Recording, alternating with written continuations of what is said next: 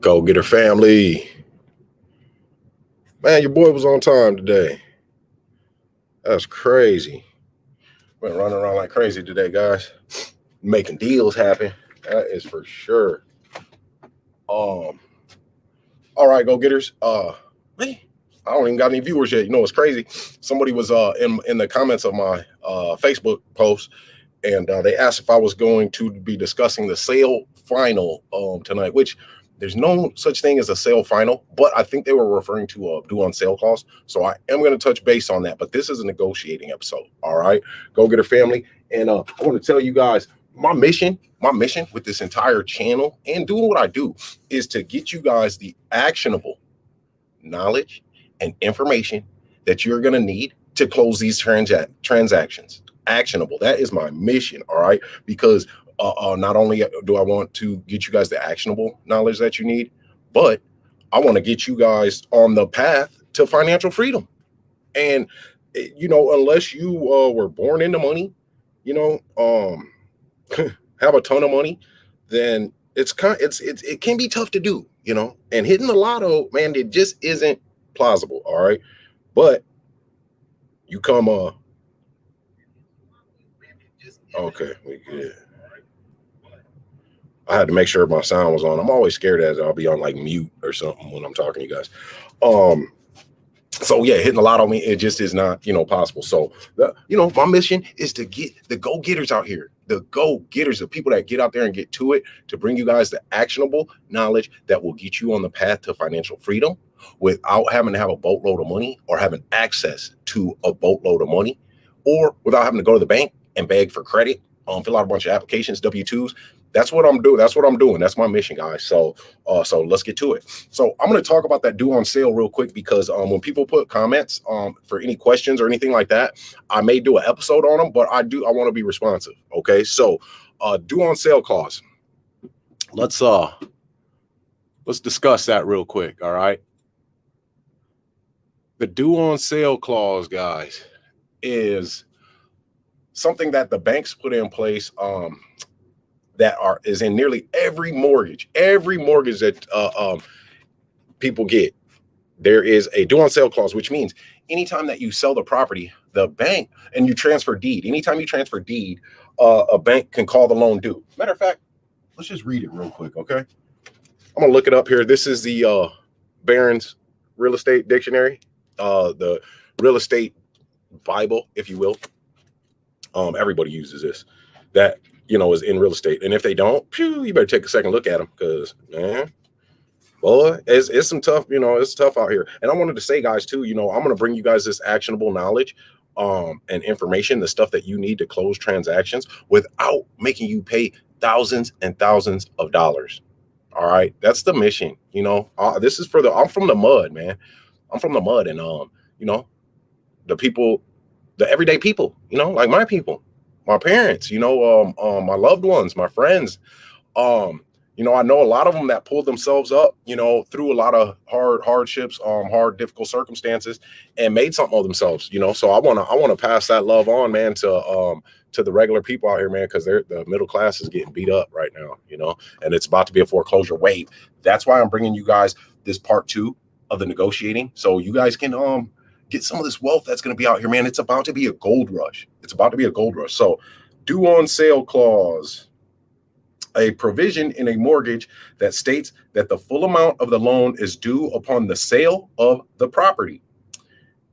So, anytime you sell it, if you sell it, the bank can call the loan due.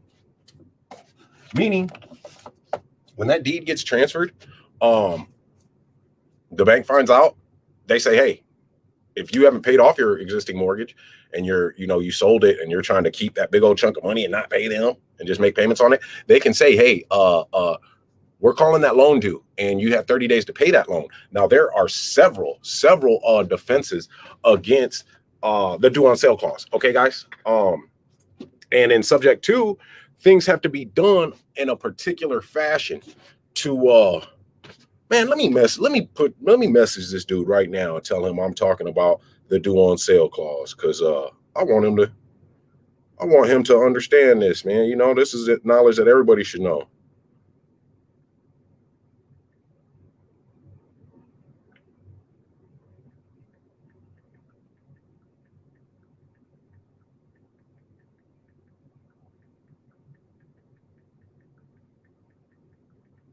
Okay, sorry guys. I am so sorry.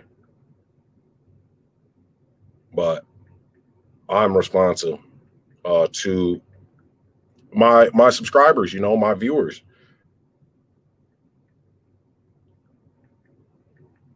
Boom. All right. I said, Scott, go to my channel. I'm talking about the due on sale clause right now. So anyway, so a bank can call that loan due, and you have 30 days to pay whatever the remainder of the mortgage is. However, in 1983, and I'm not going to get too deep into this because that's on different episodes already, and it's 4 different episodes. This is negotiating.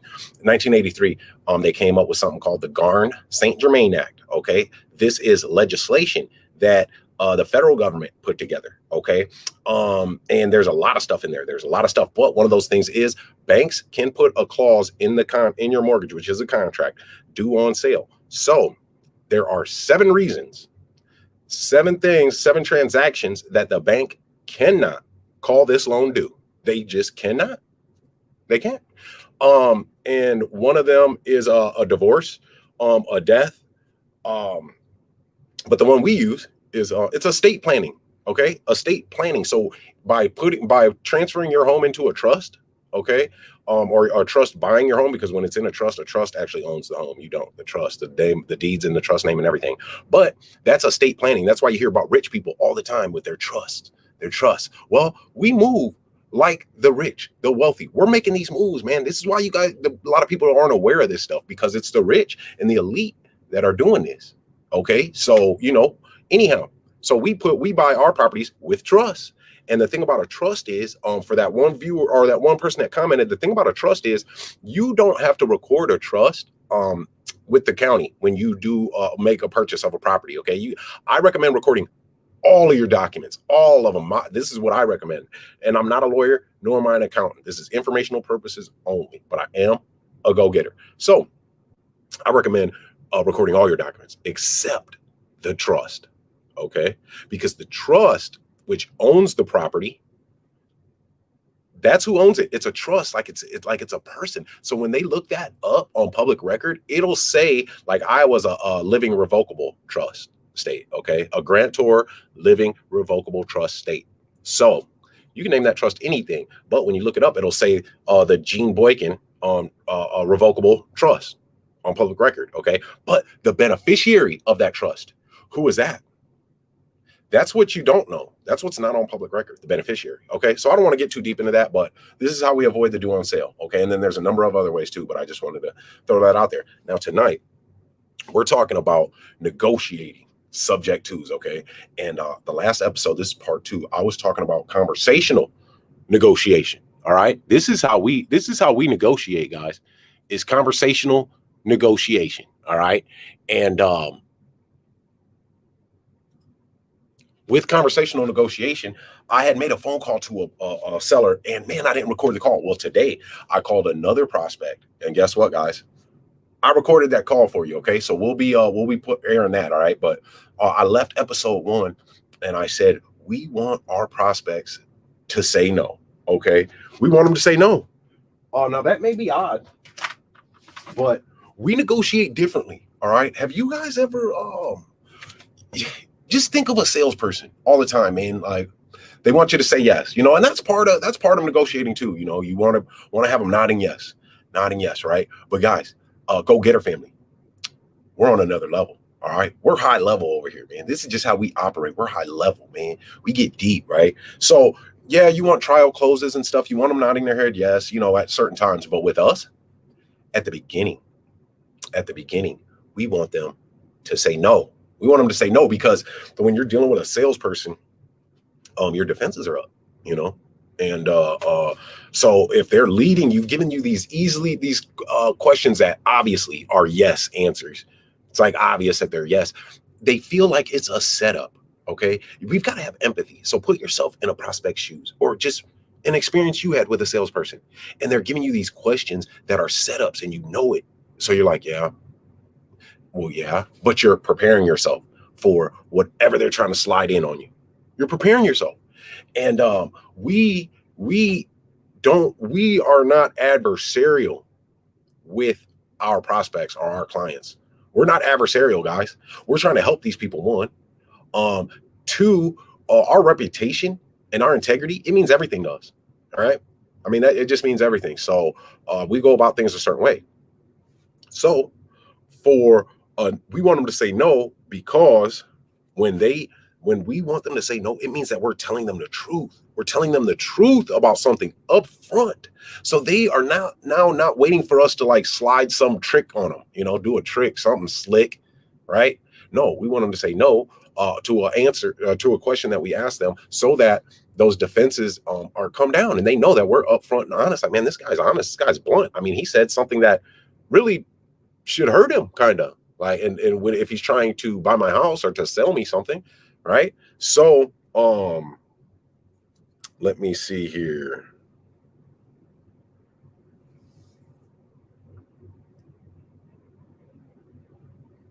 Now, the trick here is, okay, the beautiful part here is you have got to be practiced in this arena, okay? So when we want them to say a no question, our no answer, what it is we're like trying to get my camera set up here so you guys can get I had somebody talking about my dang background, man. I got to get tightened up. All right, so a no answer could be so you're okay with paying the 12% that it's going to cost you in realtor commission and closing costs? Then you be quiet. So you're okay with the realtor commission and the closing costs coming out of your pocket? No. Now, I have studied this, okay? When a person their mind, right? You get a physical reaction. Okay, you get a physical reaction and it releases certain chemicals in your body. So when you say no to that, like even if you think you say no to that, you're like, no. There's certain other things, we want to, we as human beings just want to correct people. We want to correct people, and that is a correction. So, okay, so you're giving me a hard time about selling me your house subject to. So you're okay with, and this is negotiating, but it's conversational negotiation. So you're okay with paying the realtor commission and the closing costs, which is at least 12%, 10 to 12%. That's a rule of thumb out of your overall price. Right. And you're silent. You're silent, even if it's awkward. Okay. You got to let them talk first. Excuse me. So then there's another. Now I'm going to move on to another tactic. Okay, guys, because this video's got to be short tonight, man. I was about to get all prepared and have my little notes and bullet points, but I was out here busting moves, getting to it. So all of this game that I'm giving you right now, it's off the top of the head. Yeah, it's off the top of the head, man. And, I got some stuff laying around, man. It's like a mad scientist office in here. But so what I wanted to talk about was where am I at here? Oh, okay. Now, when we are talking to them, right? We use mirroring. I did this last night, man. This guy who's trying to I think he's a wholesaler, but he's acting like he's not a wholesaler. And I don't know, man. It just seems a little iffy, like what he is trying to sell. He's saying that he told me he has a hard money lender that is loaning him the money for the house, but all he's waiting on is the hard money lender's appraiser. And the hard money lender can't get an appraiser. So he can't close the deal for when he signed the purchase agreement for the day he signed it, the day he set up to go to closing, go to the title company and close it. He can't he doesn't have the money because the hard money lender can't get an appraiser. So I'm going along with it. Like, I'm like, oh, really? Oh, man, that's wow. Yeah, it's kind of crazy out here, man. The market, right? Yeah, right. Okay, so I'm letting him think I'm a mark. I'm letting him think I'm a mark or something. So I tell him, I'm slipping in my seeds too, man, because I'm like, we'll buy this thing on terms because there's like $40,000 in debt on there. I might give him a couple bucks, but I'm not going to tie up $110,000. And then this place is a rehab, and we don't do rehabs, So he messaged me last night, and I'm gonna read the messages, guys. I'm gonna read some of the messages because you guys, the Go-Getter family, I'm gonna give you the game. I'm going to give the Go-Getter family all of this game, guys. Hold on 1 second for me. I got you.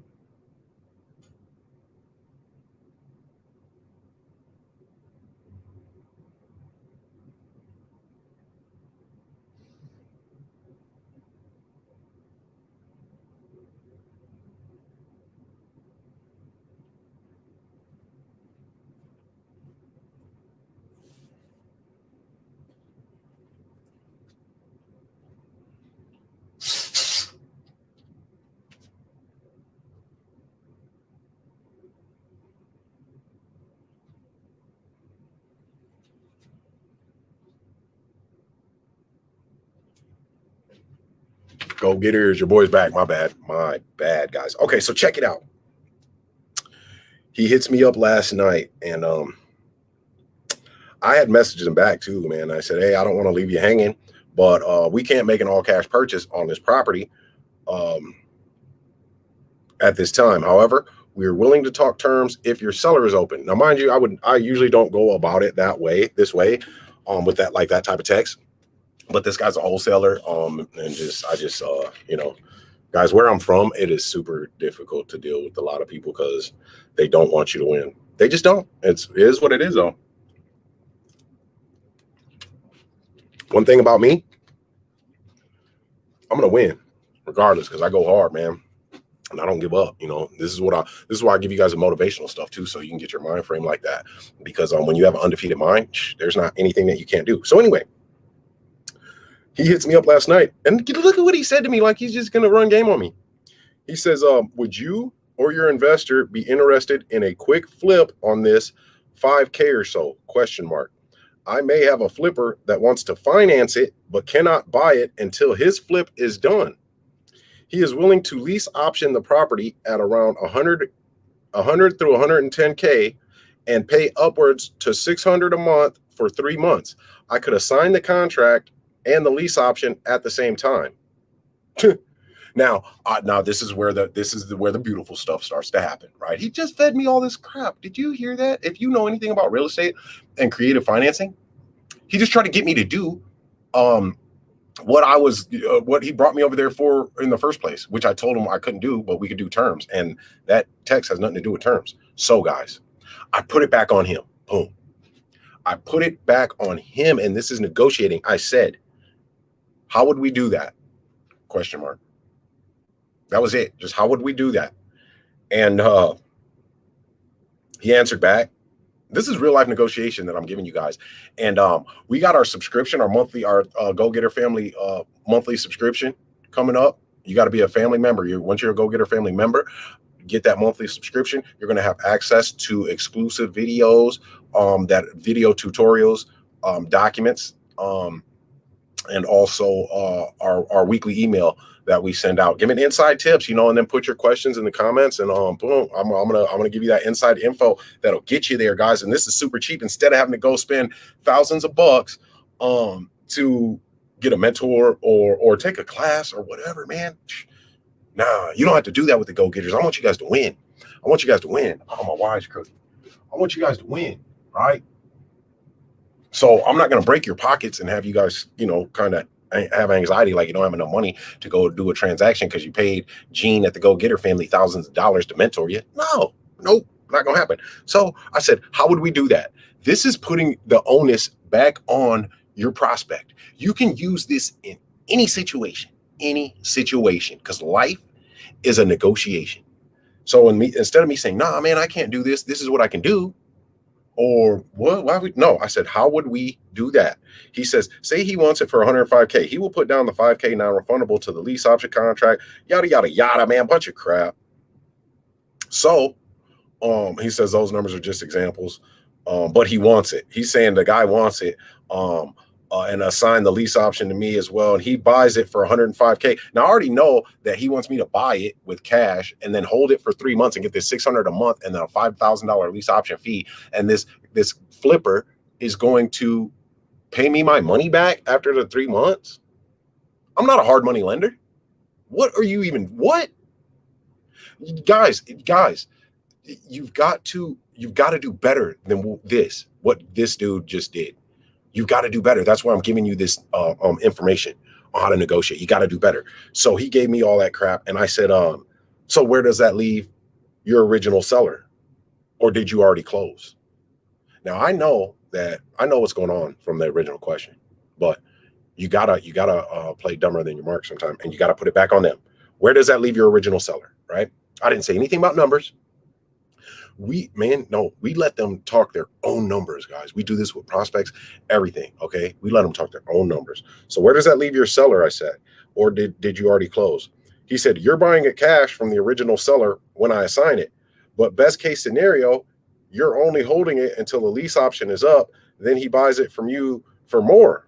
Worst case, you buy it with cash, he lets it expire, and you keep the $5,000 lease option fee and payments and property. Just trying to find a way to sell it to him. Need a cash buyer in between.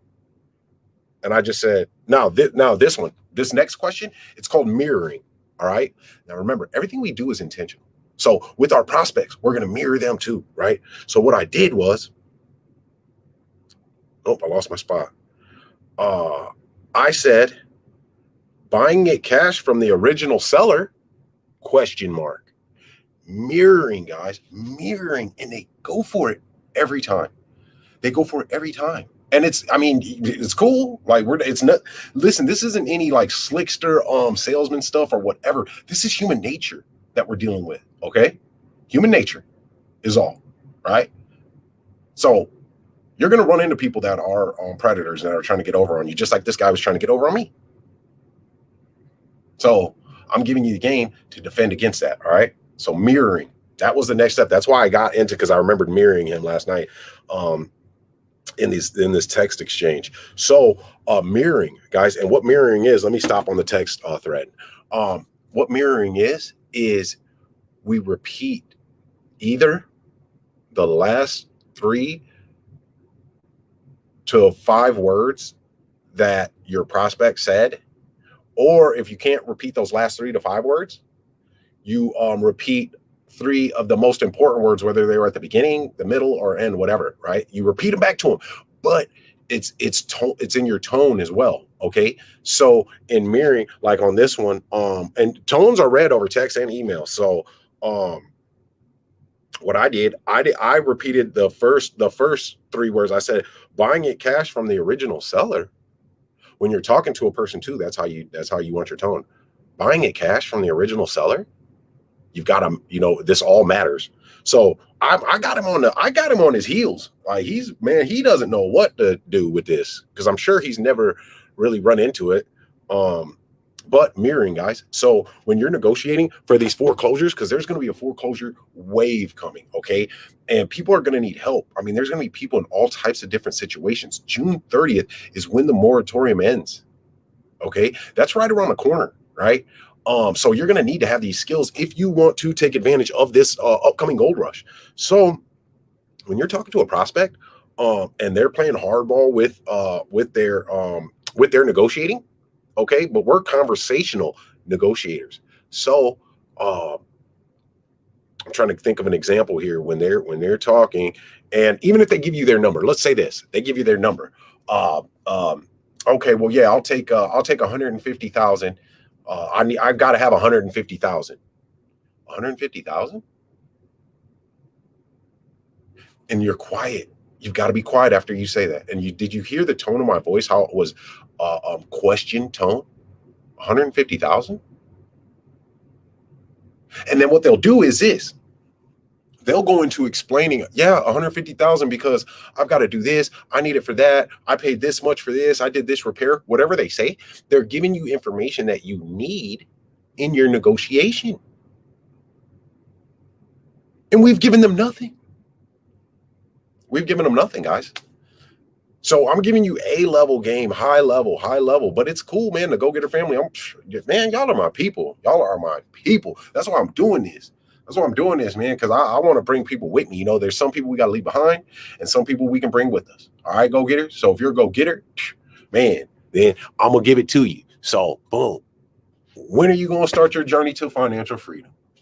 Let's go. I'm the game's right here. So anyway, so we put the onus back on them when we mirror. Okay. We put the onus back on them when we mirror. So 150,000, and then they're going to, and you got to be quiet, even if it gets awkward for a moment. And then they'll put it back on you. Or, they'll give you the information that you need. Yeah, 150,000 because of this, that, whatever. Okay. So once they start giving you that information, you can then use that in your negotiations. Okay. But we continually ask questions. Okay. Now, I'll give you this. Your tone, it matters. It matters a lot. Okay.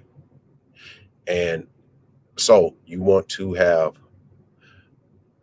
an even relaxing tone when you're talking to your sellers. Your prospects. You want to have an even, relaxing tone, so that it makes them comfortable in talking to you. Now, in the beginning, when if you watch episode 1, I use self-deprecating humor and honesty, and I use that today again when I talk to another gentleman that I'm hoping to be buying his house. And I told him again, I said, this was the self-deprecating humor, and it was honesty. I said, I started a call. Hey, how you doing? I recorded this call too, so I'm going to play it for you guys. Hey, how you doing? My name's Gene. Yeah, how you doing? Great. Whatever. And he said something, and then I was like, yeah, well, you're probably going to think I'm a cheapskate by the end of this, but I hope we can remain friends. Again, tone and how the delivery of it.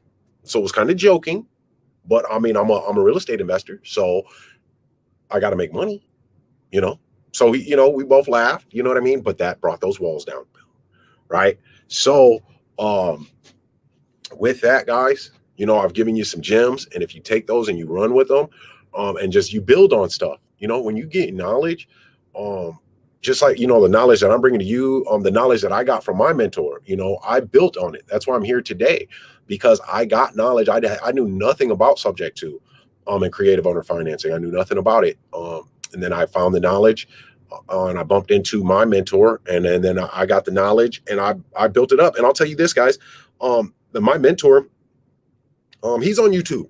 I didn't know him, man. He lives on the other side of the country from me, right? But I'm a go-getter. So with my actions and getting after it, man, we cross paths. Now he's my mentor. So you guys, you build on the knowledge that you get, and you get an undefeated mind. All right. You build that resiliency. You don't give up. You embrace obstacles, because they are learning lessons.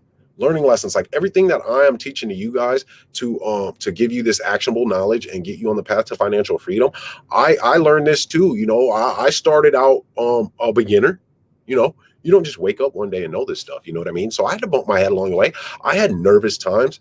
I still get butterflies at times when I talk to a prospect, and that's okay. You know what I mean? That just shows that, we want this, we're ready, but you have to compose yourself, and you have to know that I have put in everything, all the work that I could do, the hard work, the commitment, gaining the specialized knowledge. I have a plan. I am prepared to talk to this seller. I have my credibility kit.